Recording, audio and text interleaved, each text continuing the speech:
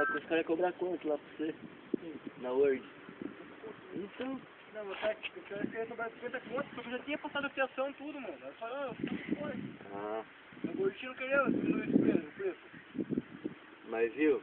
Mas os caras do Zé sabem instalar esse relógio aí? Aí, A bobina, na bobina, tudo? Acho que eles devem ter chamado alguém.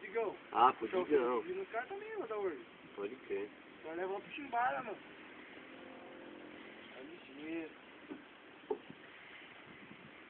É, pra eles não paga 10 conto pro eletricista. não, mas é 10 conto que eu paguei pro Chimbara. Aí, viu? Mas mesmo assim, 10 conto a mais aí continua. Porra.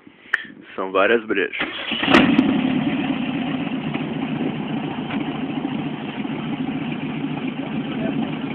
Liga o chip, filma ali, Cadu.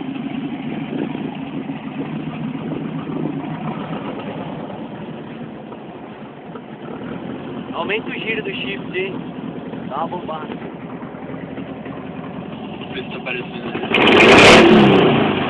Tá aparecendo ali. Da hora, da hora. Esse vídeo ficou louco.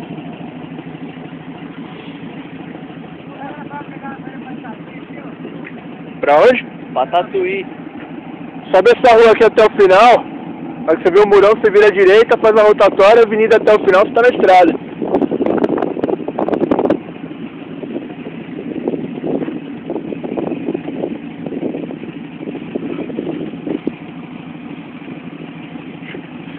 Eu falei pro cara que ele tinha que subir essa rua, não aquela, né, meu? Firmeza.